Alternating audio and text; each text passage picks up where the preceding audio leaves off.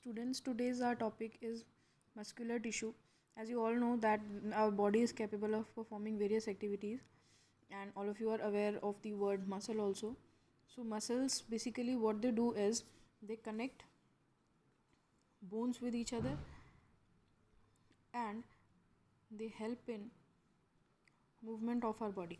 Like, muscular tissue is responsible mainly for the movement of various body parts like walking, holding anything, then exercising, playing games, any activity, physical activity, that is done with the help of muscular tissue. So muscular tissue, it consists of elongated cells, also called as muscle fibers.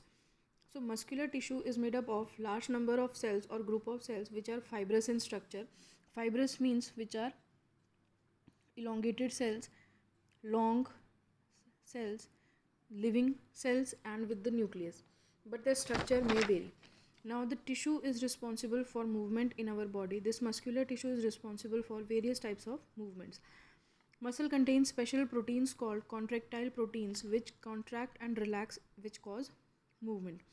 So muscular tissue, first of all, muscular tissue is made up of fiber-like structures, group of fiber-like structures, muscular fibers, and they help in the movement and the contraction and relaxation of special proteins. Contraction and relaxation of special proteins which are called as contractile proteins help in the movement of the muscles. So muscles are basically of three types. One is your striated muscle, smooth muscle, and cardiac muscle. There are three types of muscles: striated muscle, smooth muscle, and cardiac muscle.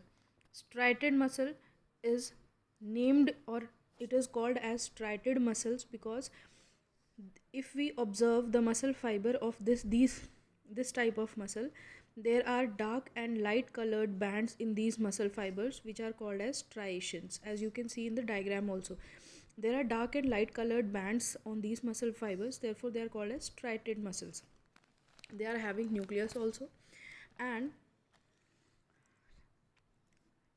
the striated muscles are also known as stripped, skeletal. These are the other names: stripped, skeletal, and voluntary muscles. Now why they are called as voluntary muscles? What are voluntary actions? Voluntary actions are those actions which are under our control. So striated muscles are those muscles which are responsible for voluntary actions. Voluntary muscles, that is why they are called as voluntary muscles. Voluntary actions means those actions which are under our will control, which we can perform according to our own wish. If we want to run, then only we will run. If we want to stand up and do exercise, then only we will do. So all these muscles which are involved in our own decided actions are called as voluntary actions, and muscles involved in it are called as voluntary muscles.